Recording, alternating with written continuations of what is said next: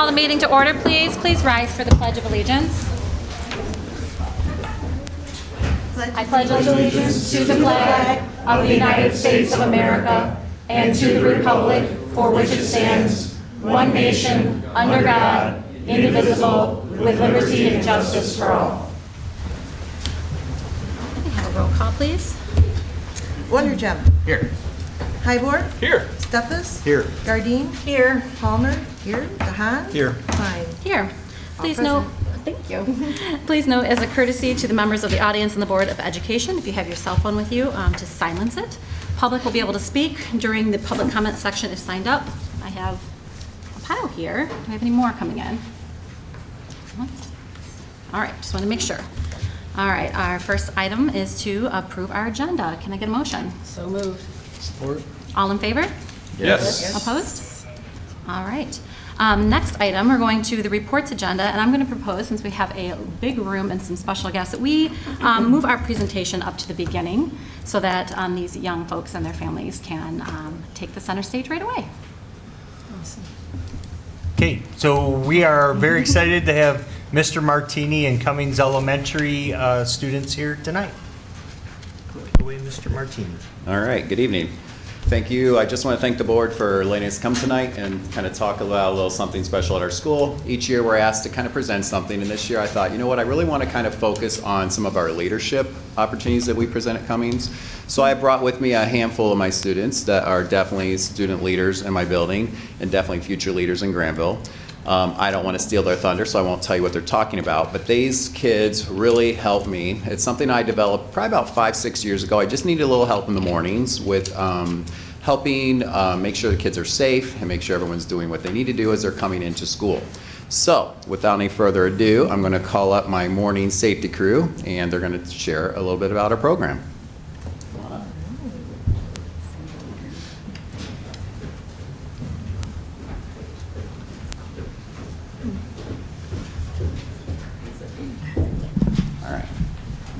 Before they start, I'll just let you know I have Violet, Avery, Violet, Michaela, Mayana, Natalie, Emerald, and Jackson. And a few of them could not make it tonight. So this is Ms. Martini's morning safety crew.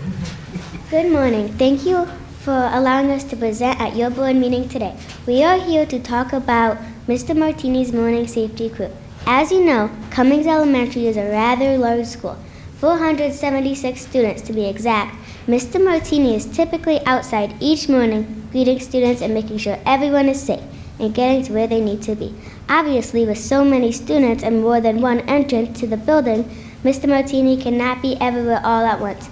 That is where we come in. We are Mr. Martini's extra eyes and ears.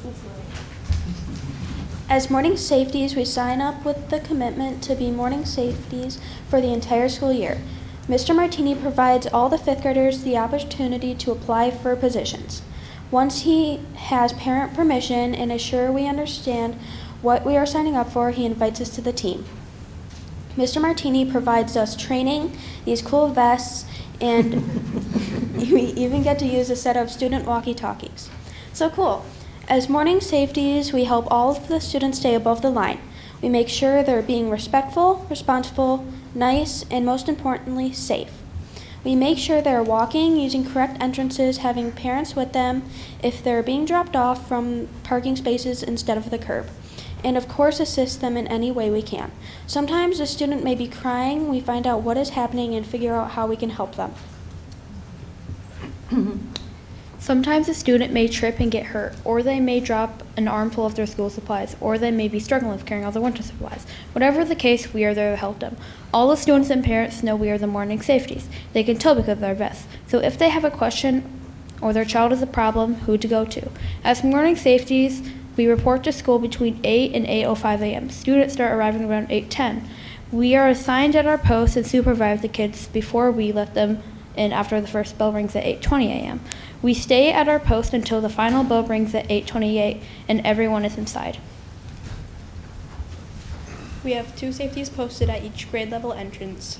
We are also fortunate to have 2 extra safeties this year who serve as walkers on the sidewalk in front of the school. This allows for extra eyes on all the kids as they head to their destinations. We stay at our post for 2 months at a time. We rotate positions every month. The first month we are in training for that area. The second month we are the trainers for that area. That way everyone knows what is expected of them at each location. We also get a few perks for doing our job. Mr. Martini pays us with Bulldog Bucks each week for each day we work. We also get special treats on our payday. Skittles and chips are our favorites. Mrs. Martini also has hot chocolate available for us during the colder winter months, so that is great too.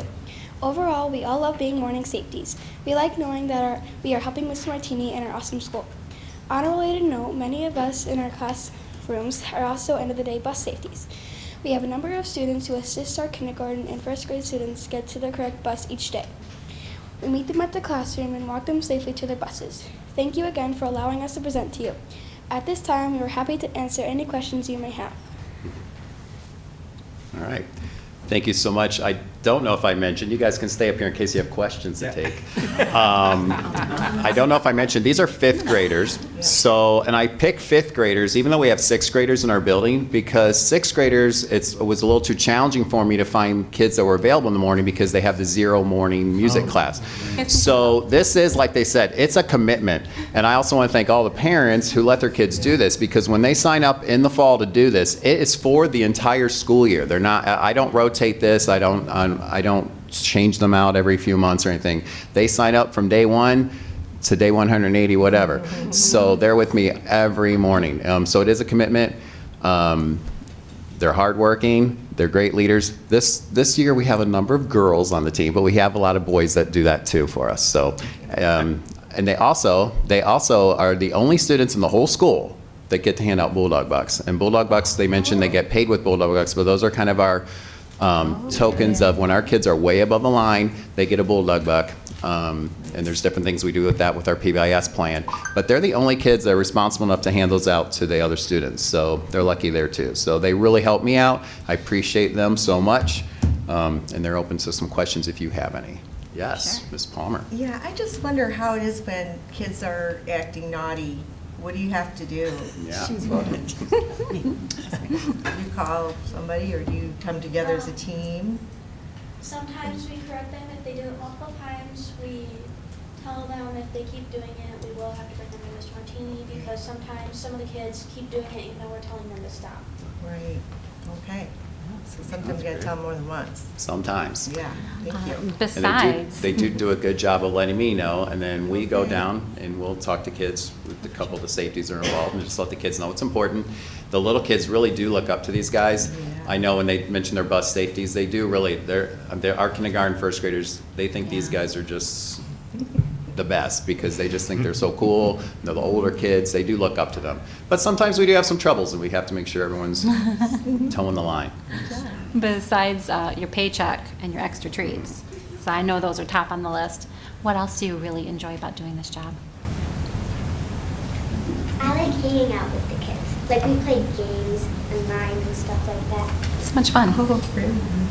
Anyone else? It's the games and hanging out with the kids that are really fun, because you can feel like a kid again sometimes. Yeah. Feel like a kid again. Yes, we got that. Really important question. Hot chocolate with mini marshmallows or no? Yeah. No brainer. Well, you have really important roles at the school. And I hear you have training, and it's so important. So we're very fortunate to have you all watching out for our young kids and the playground. Sometimes, I guess, they, like in the beginning of school. And It's mostly in the beginning of school, they're helping me out, and then the bus safety's at the end of school. We haven't really established a crew for the playground, but that's a good idea. Yeah. But yeah, but they are out Getting there. out there too, huh? And, yeah, they're out there all the time. But the kids know to listen to them, so it is helpful. It's definitely been a help in the mornings. So if you get there, or do you have to get there early? Do your parents have to bring you then, so you can't ride the bus? Your parents actually have to drive you early? Wow. Thanks, parents. Thanks, Yeah, parents. very much thanks, parents, because that is a huge, I mean, you know how it is to get some kids out the door, especially have siblings, and then have to do it 15, 20 minutes earlier. So, For like I sure. said, it's a big commitment. Well, and They thank you. arrive just before the kids start coming.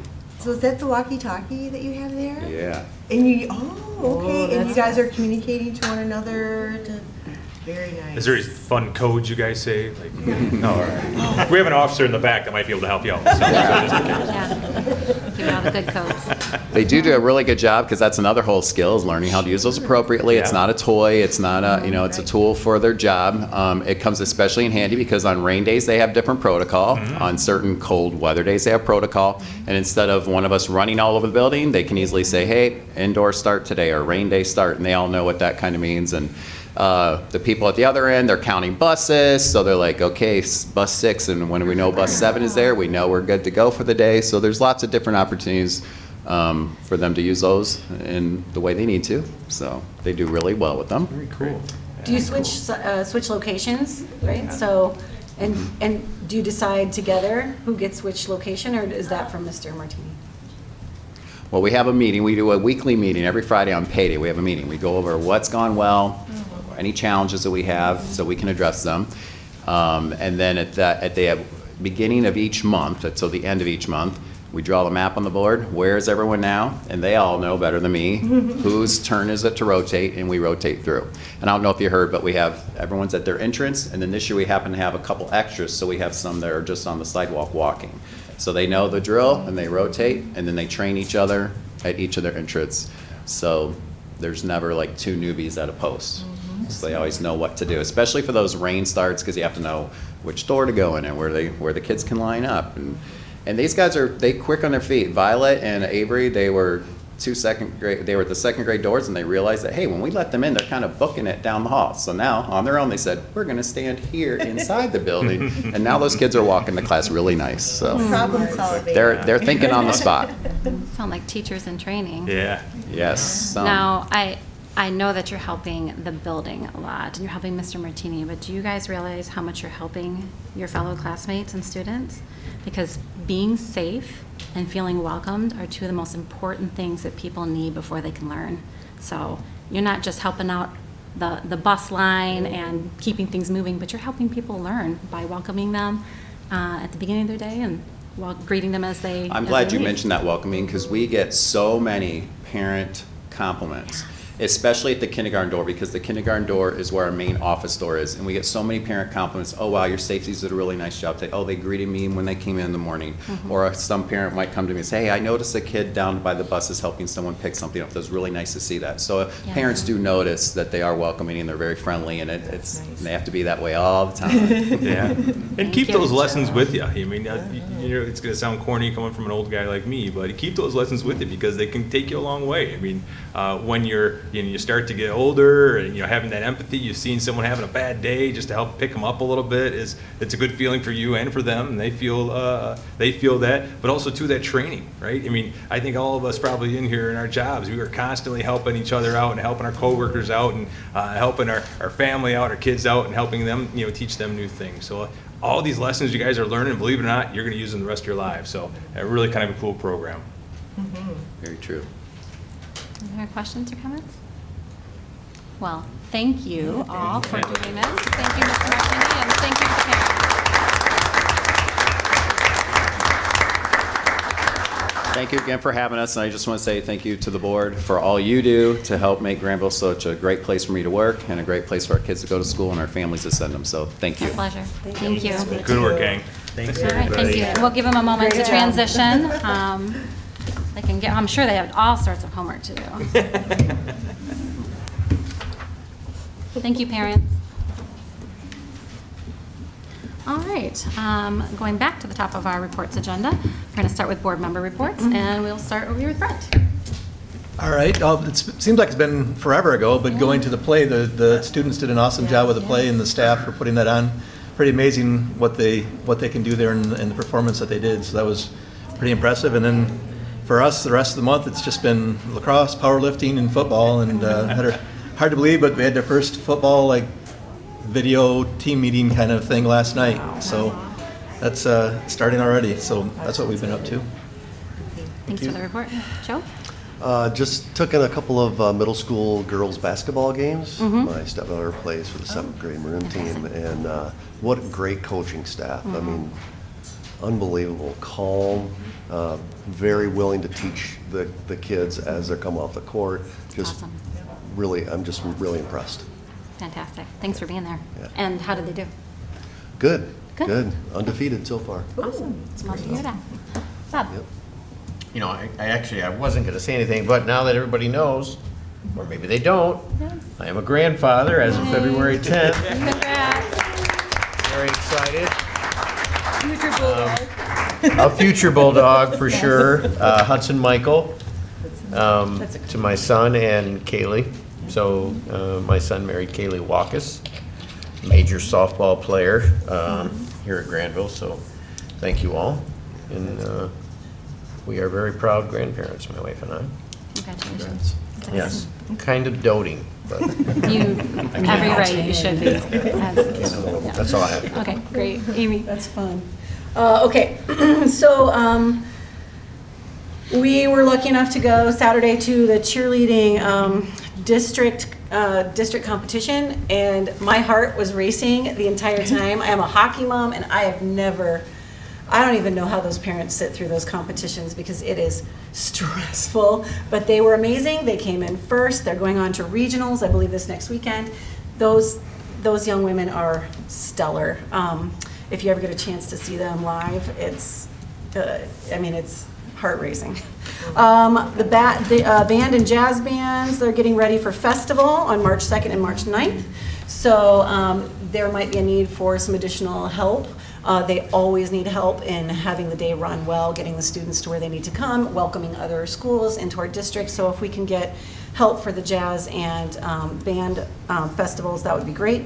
Orchestra is also doing some workshops. They're not necessarily doing a festival this year, but they're going to do some workshops. You could probably contact the orchestra. Shout out to our busing system. Ryan Roberts called this weekend because I have a student who is a middle schooler, but he goes to math in the high school, and because it's President's Day, he's on it. I think it's been a big transition for him to take over that position, but we have a really great crew doing that. I'm really excited about the upcoming Hall of Fame. If you have not registered for that, you probably should do that. I have a lot, sorry. I have a granddaughter as well, and she is now registered at the Early Childhood Center. And so she's doing 5-day-a-week preschool and wraparound care for Treehouse, and they do such a great job of making sure that they have quality preschool for people in this community. They still have room for 5 more classrooms that probably need to be going. I'd like to give a shout out to the elementary schools. They've had a bunch of family community things, such as there was a mother-son dance at South. Century Park Learning Center had a family gala, which is super fun. I also want to thank this administration. We've been having a lot of questions about our finances, and we've had a lot of questions about our data. And I would like to say that our school system does an excellent job of being transparent about all of those things. We were in private schools, I've shared that before, and there was never one single board meeting. We have 2 a month. There was no financial transparency. It's all out there. This entire thing today, I feel like, is every penny, down to the penny, about what we're gonna spend. I would like to say that there is a lot going on with our administration that we should be extremely proud of. And they're very transparent. They're transparent all the way down to what's being taught each day. You can look it up on the computer. Another thing that I would really love to show you is my cool shirt, because Senior Survivor ended today, and they raised $47,094 in 1 week. 1 week these kids did this. Now my son sold about 70 or 75 shirts. They were much nicer than this. I got the one where the ink was running out of the printer. But these 16 students came together, and the top fundraiser raised over $8,000 himself. Arthur was only $100 behind. I'm like, oh, I should have. When he said, can you add more? And I was like, no more. But it's just really cool to see these 16 kids. And one of the things that we had adult chaperones from the school, again, our administration staying over. Joel Brazil said one of the most wonderful things I've ever heard. He goes, that was the most eclectic group of kids I've ever had. I mean, some of you know Grayson Griffhorst, some of you know my son, some of you know some of the girls that are in there, and like all of those kids were so fun together. And when Kyle Kepler said, my favorite thing was when we didn't have our phones all week and we just threw the ball back and forth to each other and talked. He goes, that was probably my favorite part of the whole week. I thought, what a cool opportunity that our kids are coming together. They sleep the whole week in that building. God bless the administration. God bless you. And so that kind of made me think about, this is Black History Month, and I had just seen a quote this week from A.D. Williams. And A.D. Williams was the grandfather of Martin Luther King Jr. He was a minister for 25 years. And he had this beautiful quote that said, imagine what 7 billion people could accomplish if we loved and respected one another. Just imagine. And I want to put this forward into this space because we are here to love and respect these kids. We don't have 7 billion to cover. We have over 5,000 kids. And this is our purpose here. This is why we are here. This school does an amazing job of meeting the needs of an amazingly eclectic group of kids. And I just want us to remember that as we go forward into these meetings and as we talk to each other as people and what our role is. Thank you. Thank you. Barb. Okay. I think I want to follow that. I'll pass. I don't have anything to say. Okay, all right. Jason. All right. So to just double up on some of those things, that we do have high school or band festival coming up. High school band festival is the 28th. The middle school is March 2nd. So that's coming up here in a couple weeks. If you do need volunteers for both those are both going to be held at the high school. So that's what that is. You have all these other schools from around the area coming to do that. So we do need volunteers to help in getting everybody where they need to be on those days. So if you know anybody in band, please feel free to volunteer if you have some time. Got to experience the high school solo and ensemble competition a couple weeks ago. And it was really kind of a cool experience. I think I'd been to one maybe in junior high, and it was neat. You go and you perform in front of a judge, and either as a soloist or an ensemble. But at the high school level, they took it to a whole different level, right? I mean, it was my son and a couple other boys playing a trombone piece. I can't remember exactly what it was, but the judge was asking them questions about their piece, and they got good ratings or A ratings or whatever it's called. But he was asking them, so do you guys know the history of this piece? And they all kind of looked at each other. No. Do you know what kind of piece it is exactly? Well, no, we're playing the notes. Do you know why he wrote the piece the way he wrote it, right? And really started making them think about the music, right? In a way that they weren't familiar with, right? They're used to looking at the notes, playing the music and so forth, right? So even though it was a historic piece, I can't remember if it was by Chopin or whoever, I don't know, Bob probably knows back there. But, to think about what the purpose of the music was and how you take that and bring that into your performance in these types of situations, right? And really got the kids thinking. And it was really kind of a cool experience, something I'd never really thought about, right? Why did that composer write the piece of music and what was its purpose? So it was really kind of cool to see the kids thinking in a different way. So I really enjoyed that, as you can tell. Let's see, other things going on here. Lots of lacrosse still going on, right? We had our first meeting here, last week or a couple weeks ago, Brent, right? So that's coming up, all the spring sports. Didn't get a chance to see the play. So sad I missed it because I was sick. But looking forward to Shrek coming up here, and I would encourage you all, keep an eye for those dates that are coming out for Shrek the Musical. That's going to be a really cool production. So very excited about that one. And then last but not least, yes, the Hall of Fame dinner, March 11th. Still looking, this is going to be my shameless plug, so see me afterwards if you're interested. Still looking for volunteer sponsors from the business side of things. And we may have a few representatives here today. They might be interested, if you have your business here. So, but looking for sponsors for that. Yeah, exactly, right. And so what the Hall of Fame dinner is, just to remind everybody, this is our one fundraiser a year. The Athletic Boosters put on, and it's a nice dinner. We have a silent auction. It's all done via an app. It worked really well last year. All the teams get together, and each team puts together a gift package that's then auctioned off. And it's really kind of a cool, fun event. If you have not been to it, I encourage you to try to sign up and get some tickets. And like I said, we give out, I think last year we gave out $10,000 in scholarships, plus all the rest of the money we use towards the sports teams for things that don't fall in the normal sports budget, whether that be practice uniforms or those types of things that will help pick up the tab for. So, but again, it's a big event for us. So if you are interested in donating, we've got a number of different levels that either individuals or companies can sponsor, starting I think around $300 up to $1,000. So it's not too Jason, onerous. I think you ought to talk to these survivor students. Asking for money. See if they can help you out in some fundraising. Fair enough. So that's all I got for right now. All right. Well, thank you so much. Thank you to all of you for your great reports. I'm going to start with congratulations, because you can't say it enough. It's so exciting to have a new one in the family, and it just changes your life. So congrats on that. I also want to offer condolences. Our community lost John Rich, who was a Navy veteran, but also a Grandville employee, and he meant a lot to this district, and I know that there's people in this room who worked very closely with him and can feel his loss very closely. So keep his family and his child in mind as you are saying your prayers this week.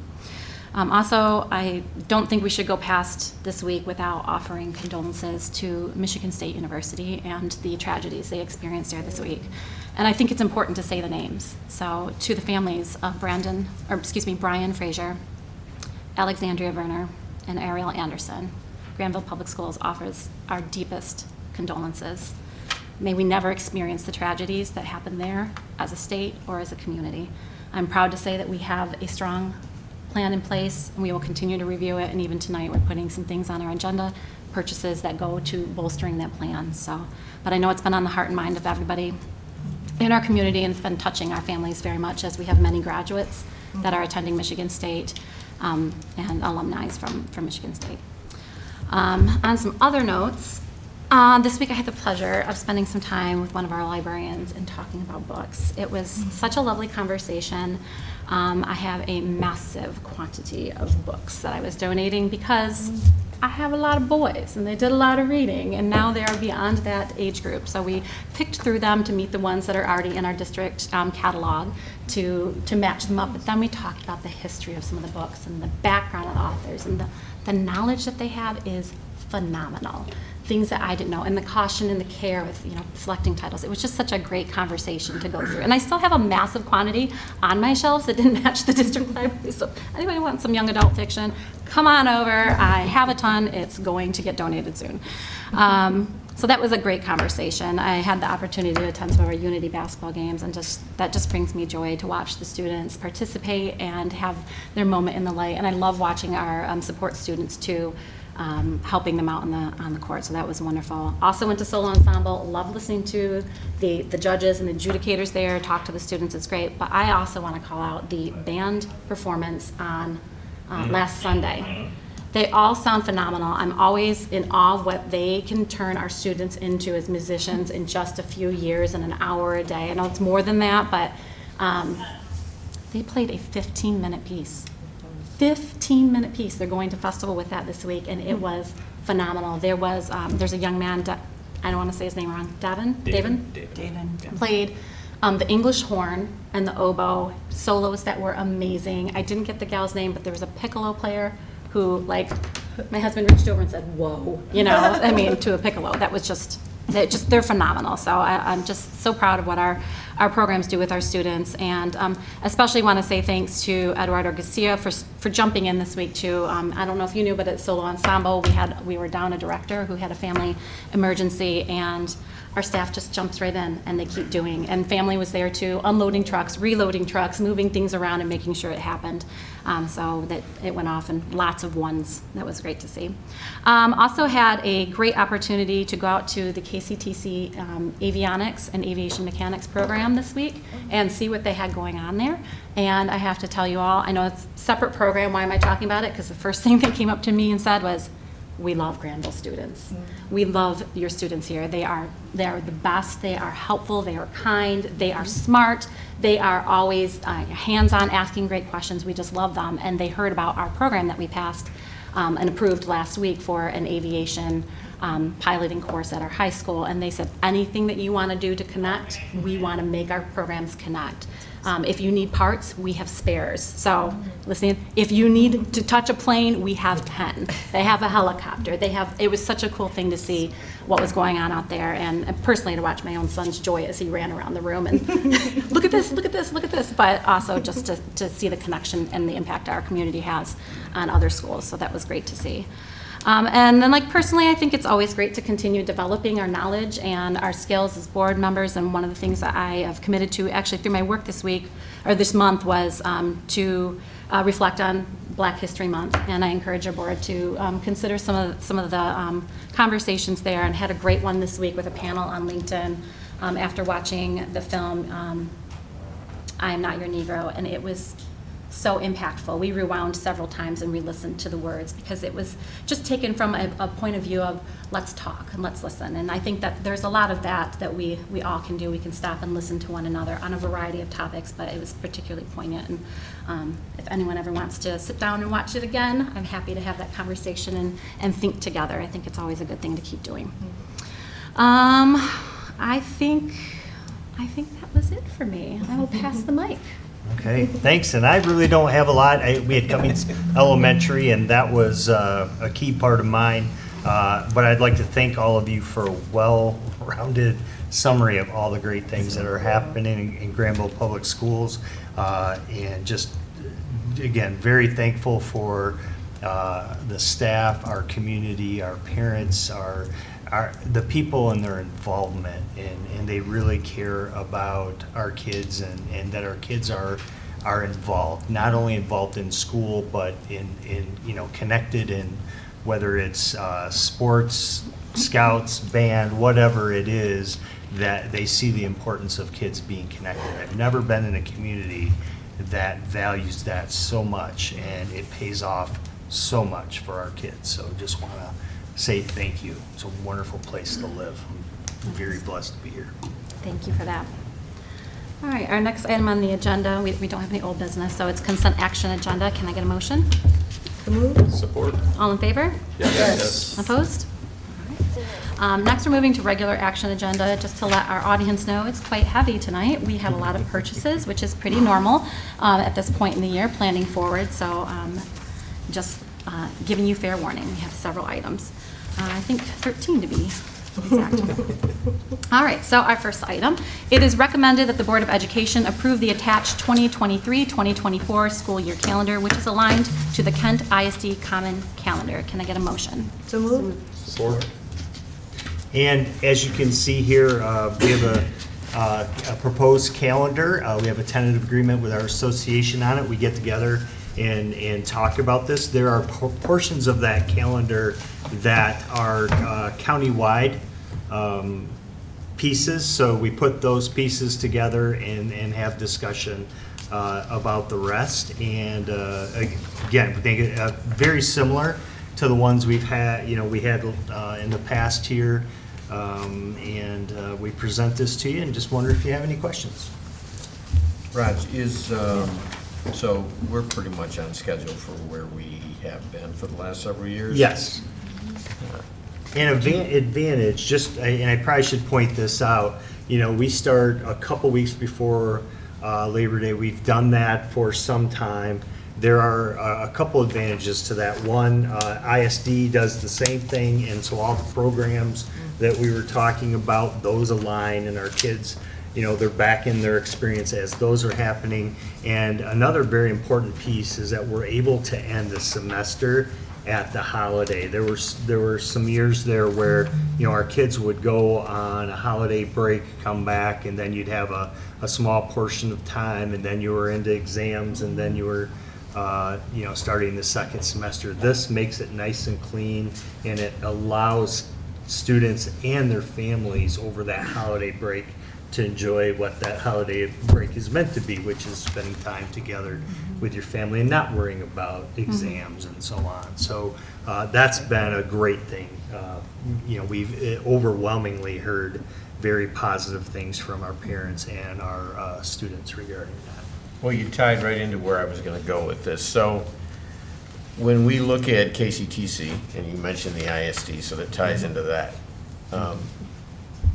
how many districts in Kent County are on this, or have a very similar stop? Yeah, I would say at this time, I'd have to get an exact number for you. You but don't I have to know give me exact. It's more than half, definitely more than half. Okay, all right. I'm gonna tell you, I like where it's at, and I love the fact that it, we're done on May 31st. And I think parents will appreciate that. One other thing too, we typically have a half day before that first week where we do a kickoff and so on. We're going to continue with that, but we've also added a half day in the afternoon. We are going to do some training, safety training, some updates with our protocol for our staff, and a few other things in there. So we're looking forward to that full day as well. Awesome. Any more questions? So will this be the first, kind of related, is this the first upcoming year that every facility will have air conditioning too? Almost. Yes. Well, no, so we'll be out of the middle school. They'll be out of the middle school. So now, So, yes. we won't have any more of the heat days now Right. coming for this year. Right. Good point. And that's been actually very excellent point. helpful for our current middle school. Yeah. That's the only place we've worried about here this past year and so on, but we're very excited to have, and it's very appropriate. Well, No I doubt see about Mr. it. Lapchick and Mr. C up Very here smiling. Nothing better than a bunch of 12, 13, and 14-year-olds sweating and smelling. And there you go, right? Yeah. Love it. All I've right, literally had fantastic. shirt replacement requests. Can you please bring me a shirt? Any more questions or comments? All right, all in favor? Yes. Opposed? Motion carries. I'm going to sound like a broken record, but this is a very similar recommendation. This is the school district calendar approval for 2024-2025. It is recommended that the Board of Education approve the attached 2024-2025 school year calendar, which is aligned with the Kent ISD Common Calendar. Can I get a motion? So moved. Support. Yes, and very similar format, very similar, nothing out of the ordinary there. And again, very appreciative. We sit down with our association, have some discussion about this, and we currently have a 2-year agreement with them. So we thought, let's get this calendar out of the way too. That way, parents are planning vacations and what have you. They have the calendar so they can plan ahead, should they want to. And also like give kudos to my partner over here, John Philo. John sits in with those, of course, and he does a fantastic job as well. And I know he's put some time in this, so just thanks to him and our association. This is a huge gift. I think this a is the huge very gift. first time we've done 2 years. This is great. It is. Yeah, I don't think so. Allows family to plan ahead. It is amazing how many people in January are trying to figure out where are they going to be in the middle of July. Yeah. And we're like, I don't know when we, when can we come back in August? When can we, it's a great gift to parents. When for will sure. these be posted? On the second. After you approve them, we'll get them on the website, so. Okay. Yeah. I'll Just chill right wondering now. if they were gonna sit in a drawer Oh, somewhere. no drawer. We'll get them on the All right. website. Very ASAP. good. Thank One- you, Mr. Barrett. Yeah. One thing I do notice in April, and it's not that it's later, but it appears later, is the spring break is, the first full week of spring Yeah. break Yes. is the 7th through the 11th, so that might be something just to be vigilant, to call out to parents that it's not, The first. yeah, the first week, because that first Monday is not actually. Yeah, it's not our first So, full week, correct. But that's a year and a half away, so it's amazing. We're ready. We can plan for that. All right. little bit more. Any other questions or comments? All right, all in favor? Yes. Opposed? Moving on. The next one, this giant packet, is our 7th and 8th furniture purchase. It is recommended that the Board of Education approve the purchase and installation of furniture for the new 7-8 building as follows. I'm going to read category, vendor, and amount. Furniture for Do EL in the amount of $53,424. Furniture from vendor Great Lakes Furniture in the amount of $488,143. Furniture from Custer in the amount of $967,159.53. Furniture from Interface Interiors, $166,001.98. Furniture from Orchestra, Winger Corp., $72,106.28 for a grand total of $1,746,834.74. The food service fund will cover $163,368.72 of the grand total, and the 2022 bond will fund the remaining balance. These quotes are all off of state or national cooperative purchasing contracts. Can I get a motion? So moved. Support. So a lot of work, not just sitting down with a catalog and picking stuff out. A big process, and I'll turn it over to Heather. She's a big part of that process, as are many of our other staff. So take her away, Heather. Sure. So Alyssa from GMB couldn't be here tonight, but she and Katrina worked tirelessly with the middle school staff starting in February of 2022 to understand classroom needs and other spaces that throughout the building, like our breakout rooms. And from there, Mr. C took a committee of staff and we toured different showrooms throughout the area to review their furniture options. It was very clear right away. I think Joe mentioned it earlier that he was talking with his daughter and they said no puzzles, right? So there are no puzzle pieces in this furniture package. But from there, we visited, a handful of other districts, Wyoming, Greenville. They have newer middle schools and newer furniture too. So, so now we are back and we are bringing it to you for approval. So there will be a few other little things that are not included in here that we'll bring back at a later time. There's some music library holders that aren't ready yet. And there's some special education, which will fall below the board threshold anyway, but there's some really cool specialty furniture that we'll be getting for those areas as well. So. Heather, what's the lead time for the majority of this? So in terms of scheduling, the academic wing will be put together August,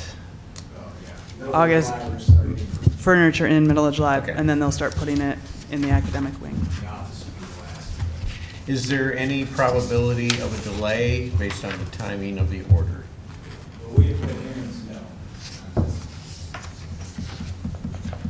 Who do you put stress on if that should occur? Well, we have a plan B. So, good, thanks. we do, and just so you know, this was originally going to come to you in March. Cheers are going back. Yeah, and this proposal was originally going to come to you in March, but we moved it up a month. Okay, so. Good. In general, what are the colors of the furniture? I see like champagne, like metallic champagne. Is that like this color? Or? So, that was our last meeting that we had last week Wednesday. I just didn't want like green. And Ken and I did not pick the colors. Let me just put it that way.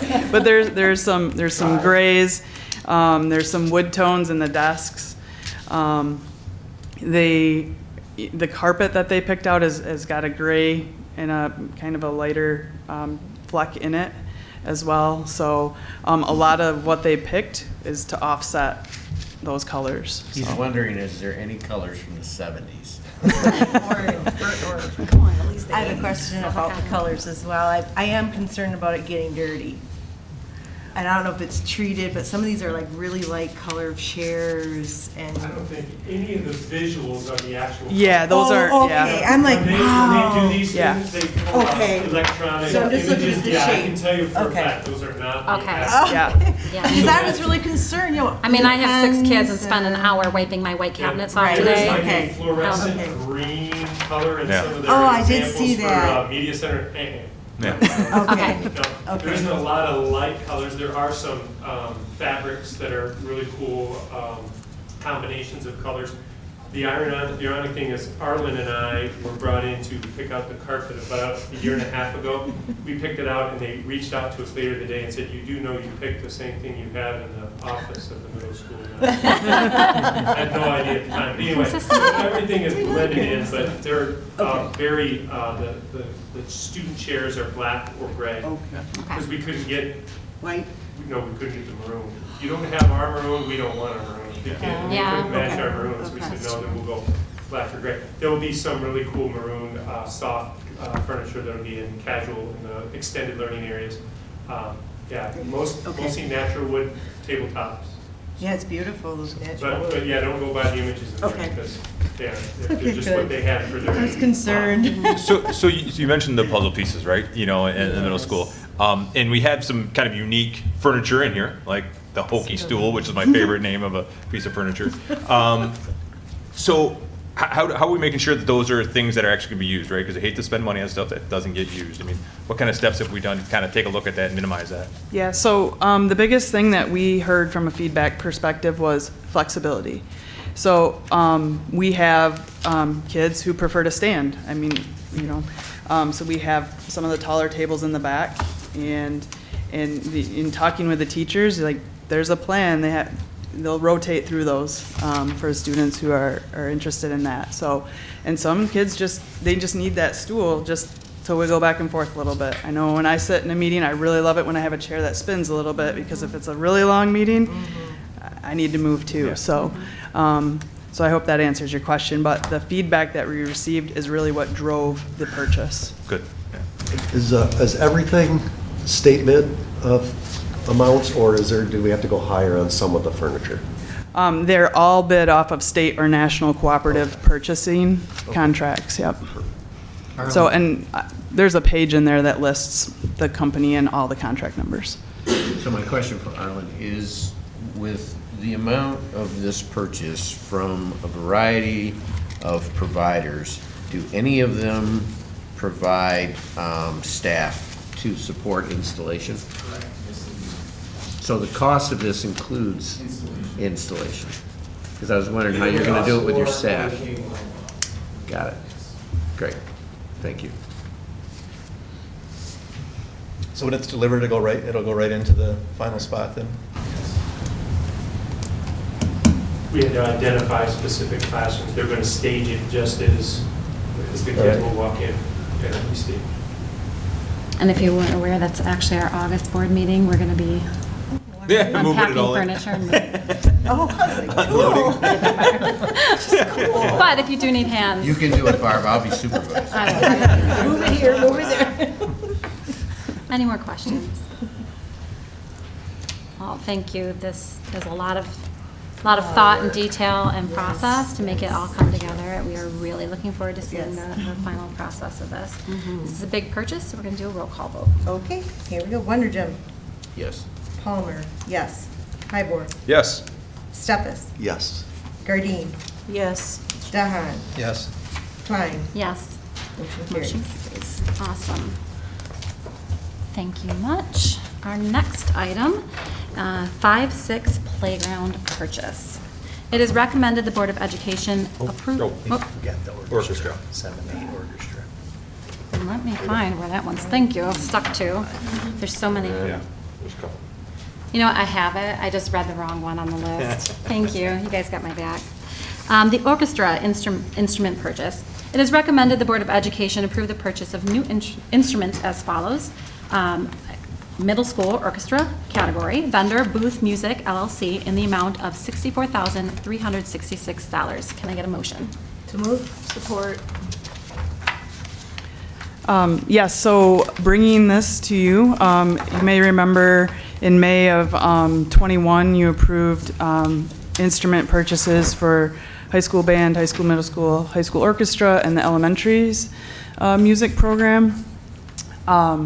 And at the time, the middle school wanted to wait until the new building was closer to being finished so that we could utilize that air conditioning so it doesn't warp the instruments and whatnot. So spent a lot of time with Mrs. Good, learned a lot about these different instruments and the different vendors. We had 2 bids were submitted, and we asked them, we did some post-bid interviews and asked them to ship cellos to us so that she could test them out and the kids could play them. And then she invited Kayla and myself over, and we got a lesson in, wow, yes, they did sound very different. So we found out through that whole process that the low bid had basically proposed a series less than what we had required in our bid specs. So they submitted an 80 series pricing, and we were looking at 100, which is more of an intermediate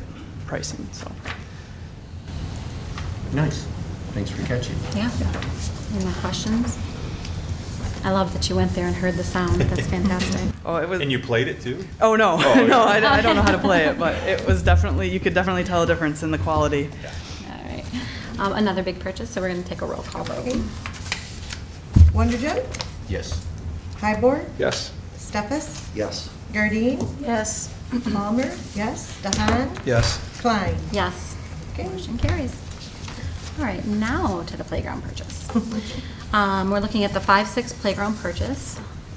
It is recommended the Board of Education approve the purchase of playground equipment for the 5-6 building from Game Time, care of Sinclair Recreation, in the amount of $158,811.79. Can I get a motion? So moved.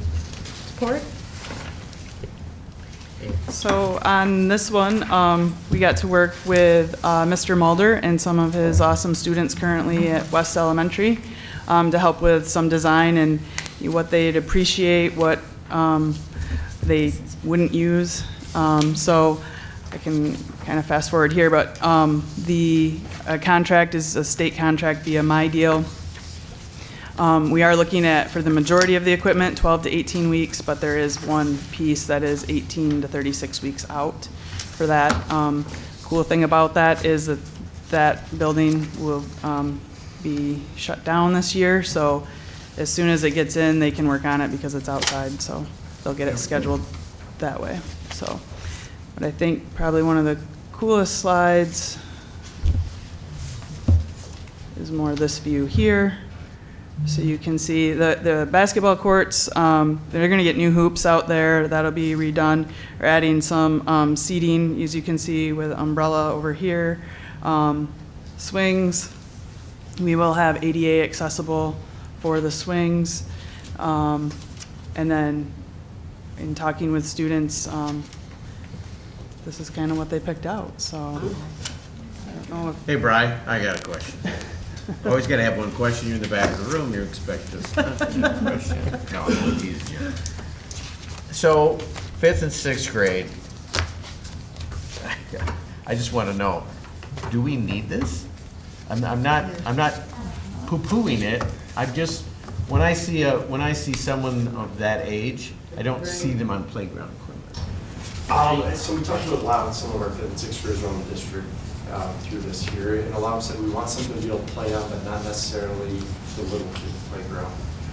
So trying to figure out that right mix and right balance. They want more of that Ninja Warrior course a little bit. Something they could climb on, be active, swing from a little, hang from, and just be kids, but yet I didn't want the plaything that they had to climb up on the platform. No, I like the Ninja Warrior. Yeah, so we're kind of in the middle there, and we also wanted to also be set up for in the middle of the community because we know it's not going to be just 5th and 6th grade kids that end up there. So this is something that we're in the heart of it. Families there with their at football practice, and they got little kids. That kind of fits both purposes. So tell me the location of this, because in my brain it's on the south side. It is. Yep. So that south end right now, there is a basketball court right there that's just kind of sitting out all by itself. This would go right next to it along that area. So kids would be able to access it using the sidewalk right down from the school, from the main entrance there, fairly easily. And then we're looking at a couple other more game things that are more age appropriate. Something like a 9-square game in the air where they're sick of 4-square and the game stuff on the ground. They want something that's more active.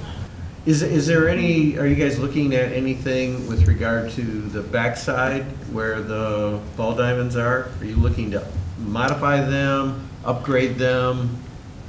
Not at this time, no. Part of the, with the backside, we are getting a new power unit too that we have to bring in, and a new chiller that we have to add for air conditioning. So from that standpoint, and I know that the space where you're talking is The across the distance is quite path, a but bit it is ways, eating yeah. into some of that space. So at this point in time, no. I Okay. think it's just green space for No, right that's now. fine, just asking the question. One of the nice things in that middle green space, it's always lined for football, lacrosse, things like that. We've been working on how we could get our kids there to be able to play game football No. or kickball, or Yeah. maybe it's just simply painting a diamond on the grass. Yeah, right. Here's your 4 bases and go ahead. Build it, they will come. Yeah, Great. and a lot of it we're figuring out for what is $100 million down the road. I like the idea of it, and I think it was fun that we had the safeties here. If you remember, kind of had all giggled when they said it's fun to kind of be a kid again. Again. Right? You know, and these are 5th graders, and the 5th graders and 6th graders, right? I mean, they're always in that in-between phase, trying to be cool, but still wanting to hang on to being a kid. And I think this is kind of a neat setup for them to be able to, like you said, kind of be a little bit more engaging, a little bit more difficult for them, as opposed to climbing up on the pirate ship, right? You know, type of thing. So. Well, and one of the things that they pointed out to us, the original renderings and looking at things, was there's no swings. Yeah. And I went, oh, I figured 5th and 6th graders, no, that's done. They don't, but they're like, yeah, that's one thing we like. And Yeah. So since then, I've been watching outside, and I'll be Sure enough. That's where all the 6th graders are hanging out, is on swings. So Yeah. we made that, we removed something to add that in. So is the thought to have this installed in the summer? Or when is the thought to have it installed? Because I mean, I guess I'm just looking at it saying if we're not going to have anybody in the building next year. It'll probably be next spring. Next spring, okay, got it. Okay. So we can lock in the price Yes. that long? So we get this stuff and it sits in a building somewhere until we're ready to install it? Okay. Are we doing wood chips or rubber underneath it? So we're gonna do wood chips and maybe some under the ADA swings with the rubber underneath those. Okay, great. And Bobby stole my thought about the baseball fields too. And I'm curious about that. I know it's been answered, but I'd love to talk more about that with Little League. I know they've asked for a lot from us, and might be a good time to, as we make a more park setting back there, to consider our options with our Parks and Rec and Little League committees on what we can do, because those fields are a little. Are those owned by us, but we rent them to Little League, or allow Little League to use them? Is that? Ours. We own these. I knew the city had some too. Okay. Did you have more to say on that? No. Oh, okay. I'm agreeing. Awesome, okay, great. Yep, I'd love to see some improvement there. Any more questions or comments? Thanks for all the thought you put in it. Thanks for your extra answers, Thank you. Brian. Again, large purchase, roll call, Okay. please. Highboard? Yes. Gardine? Yes. Steffes? Yes. Wondergem? Yes. Dahan? Yes. Palmer? Yes. Klein? Yes, carries. All right, next one, high school and Cummings roofs. It is recommended the Board of Education authorize Owens Ames Kimball Company, OAK, to issue a letter of intent in the amount indicated to the contractor listed pending confirmation that all requirements of the contract documents have been met. Upon receipt by OAK of all appropriate documentation, it is further recommended that the Board of Education award a contract to the contractor as specified below. For asphalt shingles, at the high school, Summit Point Roofing in the amount of $477,375. For flat roof systems at Cummings, Hoekstra Roofing in the amount of $584,000. Coatings at the high school for Hoekstra, from Hoekstra Roofing, $289,000. And building sealants at the high school for from CJ's Coatings and Sealants in the amount of $149,304. The qualified bid package from the contractor specified above, including alternates, totals $1,499,679. Contingency of $149,968 is included, bringing the project total to $1,649,647. Can I get a motion? So moved. Support. And Arlen's going to take this one, So explain this a is a little long bit time about. coming, right? We're gonna be able to Yes. change the room, for one. So, the shingles were replaced in our original. And then we're gonna remedy the situation that we have going on at Cummings Elementary. I brought Trent here from Tremco, if you have any specific questions on that type, or Adam here from OAK if you have any questions on some of the bidding, but, yeah, we're gonna go ahead and, like I said, do the shingles, We got some coating going on. The trim on the windows that are green are now going to be maroon as well. So, Goodbye, green. Trent, yes. nice to meet you. Nice to Thanks meet for you. coming. You know, when I'm looking at these pictures you've taken, and it looks like it's just tiramisu, but I never really realized that there were that many layers of insulation. Is that standard to have that many layers? At that roof, that was a higher spot. So, that roof specifically is installed at decking that level. And so to increase water flow, you have to force the water to move. In that case, it was a tapered insulation system is what we call it. And that core is actually at a high spot. So when we're further away from the drains are the lowest spot to make the water run. Got it. And we were at a high spot to make sure, one, we were taking a larger path. So it wasn't in the low spot if, for whatever reason, it did fail to make sure it's high and dry as was important. Got it. How old is this roof on Cummings that you're replacing? So What's the age? So we re-roofed it in 2015. So we went over top the coal tar pitch. Right. So that's what we're replacing there. But the coal tar pitch is the original to the building. Really? Yes. Wow. Interesting. Okay. I never, I've, honest to God, some people probably don't like it that I keep saying I've been on this board for over 20 years, but I've never heard those terms before when we've done a roof repair. So it's a new term. So that's amazing to me. Coal tar pitch hasn't been around probably since about the 70s. And we actually, coal tar pitch is one of the best waterproofing materials in the industry, but it's just not around anymore. One of my customers up on Alpine is an old GM building, about 500,000 square feet of original coal tar pitch from the late 40s. So it is a great product, but when it does warm up, it does off-gas, and with the existing system over top of that coal tar pitch, that off-gassing is forced to not go in the air. It's being forced into the building, which is causing an odor. The first day I walked in, the first day I walked in, I think it was either August or September this past year, and I was on the other side of the building, and those roof sections, I smelled it instantly. From my experience and everything. Interesting. Does it still smell? Is there? Not right now. It's warm. Is it is there any kind of a BOC? Is there any kind of a? So coal tar pitch is considered a carcinogen when it's in a heated kettle over 400 degrees. But in a state of just being on a roof, if it's not harmful, Okay. It can cause some harm to the workers when they tear it off. The reason it was retrofitted in the past is because tearing off coal tar pitch is a nightmare. I've known of people in recent years that have torn off coal tar pitch roofs and had to go to urgent care. I actually just had some burning on my face last week from making some repairs for a customer. Oh my gosh. The dust. So it's important, and I'm familiar with Colstra, wearing proper PPE to ensure that we're getting safe for the project. Okay. I have a question about, so the two past homes I've had have had flat roofs. One was from 1940s, the other was 1927. And so have we ever discussed rubberized roofing with the flashing? Because it just seems like it was a really great alternative, and it seemed like it was a much more, it was an easier install, it was an easier repair. And then we also had things that were placed on top of it. And so with the flashing, the silver flashing and the rubber roofing, like, has that ever been a discussion in our district? Yeah, I've reviewed with several different systems and types with Arlen. And it is going to be a single ply roof is what's being replaced. It is, okay. But so we're getting rid of the traditional, I've got a sample here, a traditional built-up roof and putting a single ply system back on. Okay. Which makes, yes, it's much easier to repair and maintain longer. So are these vendors new to us? Because I don't recognize these names. And is it just because it's a different style roof than what we've been repairing? Some, and I think at a certain point, there's only certain companies that can do this kind of thing. Correct. Specifically with the coating, there's only a handful that can and apply coatings. Okay.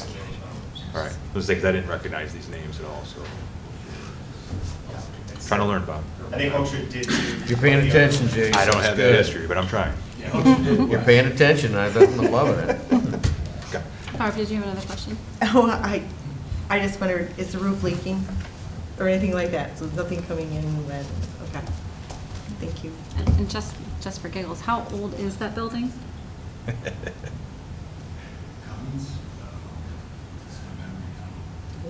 I know my mom went there. Okay. 74 or something. Okay. I got a ballpark feeling on it. She's 75. So. We can Okay. get back to you on that. I believe you. I'm just, more of a trivia moment than a necessary, but we know it's pretty old. All right. Yes, Yeah, we'll find out. exactly, we'll find out. Carbon date that road. All right, awesome. Any more questions or comments? Thank you again for the thorough explanation, to our guests as well. Roll call vote. Okay. Don, Yes. Highboard, Yes. Palmer, yes. Wondergen, Yes. Gardine, Yes. Steppas. Yes. Klein. Yes. Motion Thanks. carries. My friends, we are halfway through. It's a big night. All right. Next one, the high school boilers. It is recommended the Board of Education authorize Owen Ames Kimball Company, OAK, to issue a letter of intent in the amount indicated to the contractor listed pending confirmation that all requirements of the contract documents have been met. Upon receipt by OAK of all appropriate documentation, it is further recommended that the Board of Education award a contract to the contractor as specified below. For mechanical and plumbing, Advantage Mechanical Refrigeration in the amount of $1,656,900, and for electrical, Bice Electric in the amount of $76,585. The qualified bid package from the contractor specified above, including alternates, totals $1,733,485. A contingency of $173,349 is included, bringing the project total to $1,906,834. Can I get a motion? So moved. Support. So these obviously aren't as fun as a playground, but they're very, very, very important. Roofs are very, very important, and boilers are very, very important. Arlen, you want to talk to us about the boilers? Sure, I brought Fred Wilkes, our foreman, James Becker, our HVAC engineer, and Jeff Tweese is from GMB, who designed this project. These are original to the building, ready to improve efficiency. Fred talked with consumers in deep need, got some ROI back from us today, so we'd like to speak to that as well. When it comes to these have been there for a while. Nice job, guys. Yeah. What's the average life of a boiler?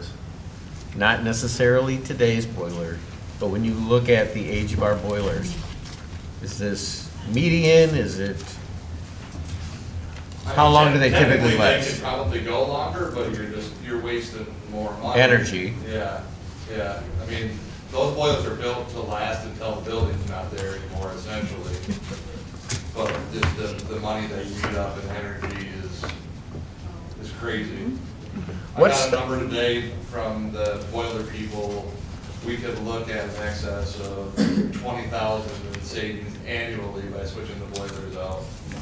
Nice. That's very conservative. You think it's going to be a lot more than that? Is it a full removal of Yes. the old boiler system and an install of the new ones?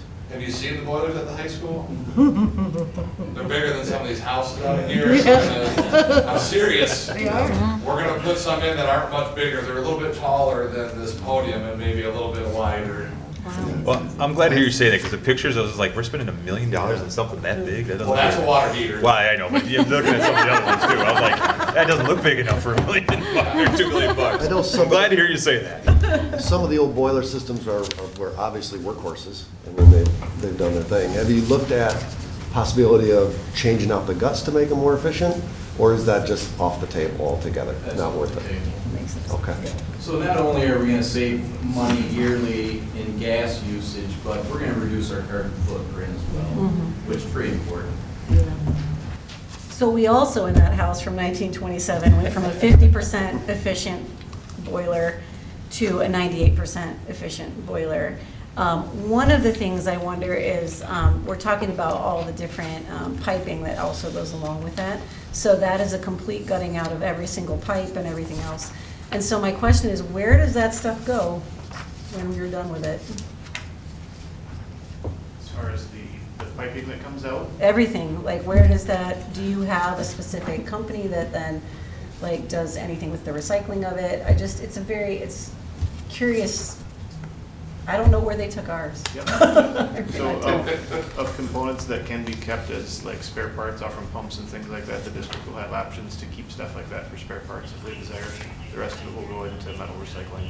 Okay, awesome, perfect. What is, like, can you describe what the scope of like the 76,000 is for electrical? Is that all new thermostats throughout the building, or? Those would be the variable frequency drives for the new pump, new boiler pumps that are coming in. So right now, we have VFDs on all of our pumps. And not only does that take your spike away from your electrical surge, but allows us to ramp this pump up and down as needed to maintain the pressure in the building. Our VFDs right now are at the end of their lifespan, so. So that includes the material for the VFDs? All And right. our new pumps need the new VFDs to be able to work properly. All right.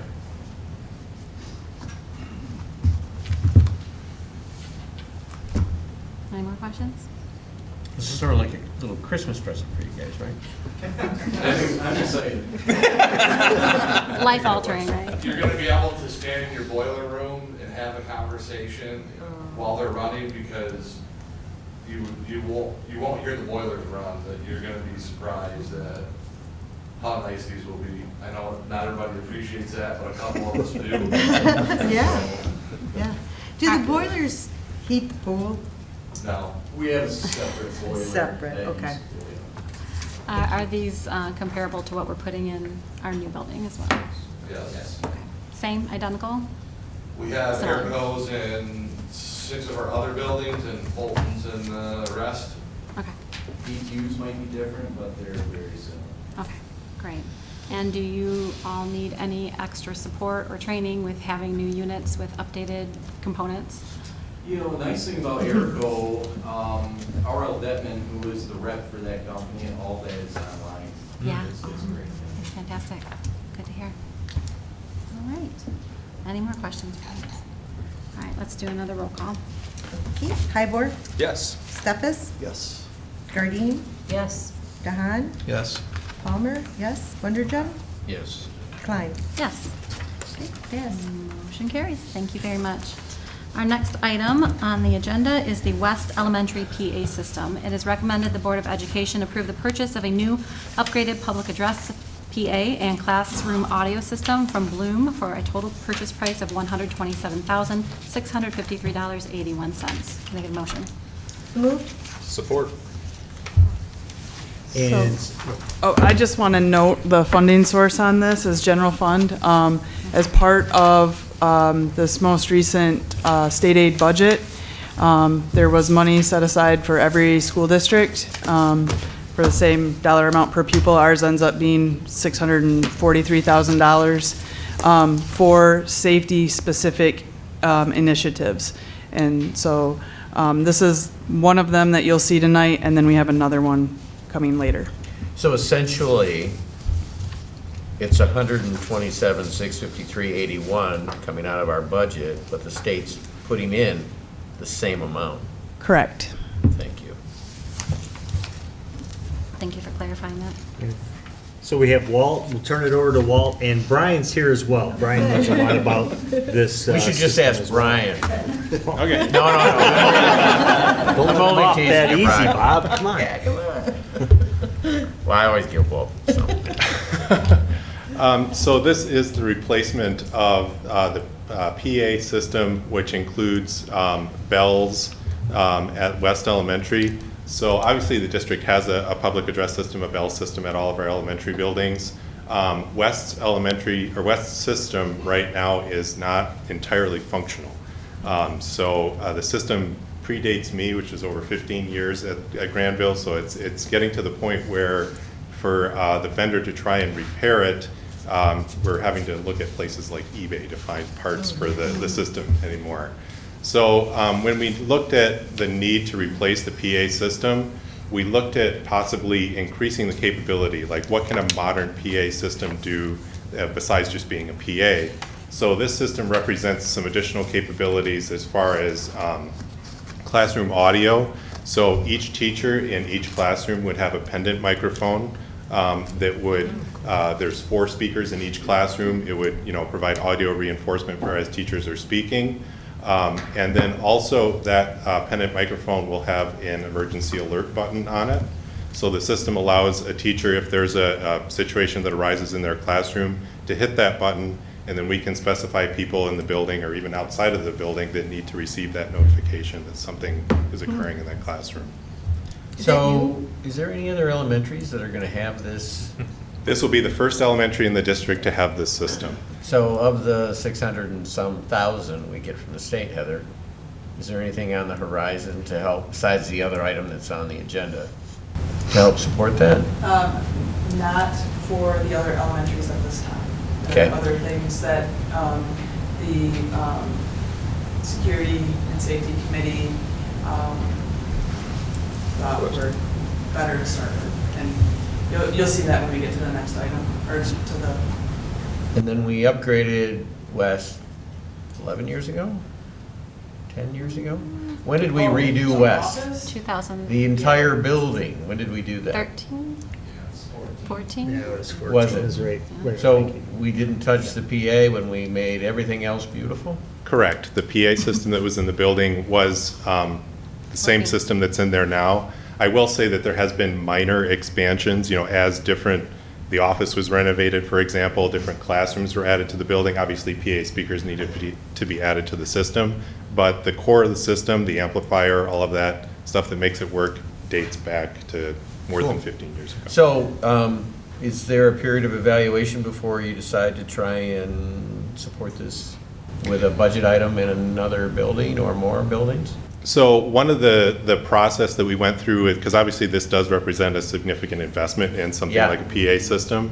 One of the process that Brian and I went through is Thornapple Kellogg is another area district that is looking at putting this system in their entire district.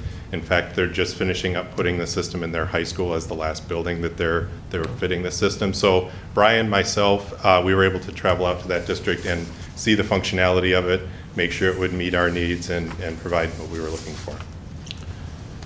Is the capability in a classroom easy for a teacher to adapt to? Meaning, there's not a lot of training that a teacher's going to need? No, it's simply turning the light on and off as a very general simplified rule. All right. The best part for us is, anytime you have the 4 speakers there, every kid in every corner of the classroom is going to hear you. And right now, we have, some of our classrooms have just one speaker with a microphone that's on its own. One big perks with this, because it's all tied together, if I were to make an announcement over the PA system, that doesn't cut out anything the teacher's doing right now. So with the new system, if I make an announcement, or our secretary does, the teacher's mic is cut out automatically. So there's no other sound going on. From an educational standpoint, it'll tie into our projectors and our TVs, so that your laptop is connected with it to create better sound. For a lot of our videos in different parts of our puzzle that are limited. Like Walter said with the emergency response piece, you can't predict different situations, and sometimes if a student leaves the room, you need to follow them. The nice part is, I get a text message when that teacher leaves the room, and then a new text message at each room they go by. So instead of me going to the room they were at, I can go to the room where they're last at. Do you also have, so I know you have the speakers within the room, but oftentimes, especially with elementary, when they're passing to go to PE or to music or whatever their specials are for that day, where I am right now, they also have some that are attachable to the teachers so that they can be heard in the hallway, because sometimes the hallways are even we're less capable of hearing in the hallway. So I'm wondering, is that also an option of? So yes, that is a capability of this system. One of the big advantages of this system is how customizable it is. Cool. So for example, I know Brian has asked me in the past, hey, can I play music, but I only want to play music in this portion of the building, so it's not a distraction for students in other parts of the building. And with the existing system, it would be going in there, finding the wires for the speaker, trying to, with the new system, Brian will have a touch screen in the office and he'll say, I want to play music here and here, and just touch those areas and it'll have that functionality. But this is more of like it's its own little speaker for those teachers as well, just to have so that they can have them in the hallways. So the way that could function is the teacher would have their pendant microphone. Yeah. And then they would be able to tie Bluetooth into the hallway zone. So then if Oh, they so wanted there's a to. zone just in the correct. hallway. Yep, so Okay, they could that's fascinating. amplify their voice in the hallway if they wanted to. So we do have some teachers today that wear those, and I thought they were tied into some students' own, it may have auditory issues, right? And so they're tied into their own, the student's actual hearing ability. Is that the case, or is that only, when we see teachers wearing those, only because it's going to a speaker? You see what I'm saying? Systems could be two different reasons. Okay, so will this replace those, or is a teacher potentially having to wear two different microphones? This be a whole new this microphone would replace any of that. Oh, great. So Okay. as a teacher speaking in the classroom, their voice would be amplified through those 4 speakers, announcements, bells, all of that comes through the same. But it could audio. also go to a direct student who has auditory issues. Yes, system. so because the modules that are being installed in the classroom have Bluetooth capability, as long as that That's how they're students, connecting. yep, Okay, got it. that could provide that capability. You know, this for safety seems so important, Yeah. and I would really encourage us to consider putting these in all the schools. I know maybe your plan is that, but I just feel like that communication and being able for a teacher to have a little bit of, control too, I think is really a good piece. So I would, again, just encourage us to consider, can other schools have that as well? It is something we're definitely looking at, but, being that West needed a PA Absolutely, replacement in the get short term, we thought this is a good place to And see how start it to see. goes, right? Yeah, Yes, exactly. Yeah, it's good. Questions? Nice, cool system. Yeah, It's I'm excited. really cool. I love that it hooks to other kids' devices too to help hearing. And I love the fact that the state is reimbursing us 100%. Even better. All right, let's do a roll call vote. All righty, Palmer, yes. Gardine, Yes. Dahan, Yes. Stefas, Yes. Wondergem, Yes. Highborn, Yes. Klein. Yes, Yes. motion carries. All right, thank you very much. Appreciate that.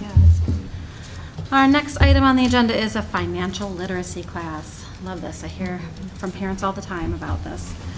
It is recommended that the Board of Education approve the following proposal for a new financial literacy course. If approved, this course will be available to students for the 2023-2024 school year. Can I get a motion? So moved. Support. All right. Sure. So, Mr. Merkel, Mr. Sim. Thank you. As you may know, last year, the Michigan State Legislature passed a new requirement for all students to have a financial literacy experience. And this is in the form of a class that we need to make sure all students receive. Now, this statute from the legislature applies to this year's 7th graders. So our students who become 8th graders next year are the first class that will be required to have this experience in order to graduate. Our vision, as we've talked with our team, is to make this a trimester class in the middle school. According to statute, we are allowed to give that experience within that time frame, and that way it does not take away experiences that students are able to have at the high school in terms of course electives, et cetera.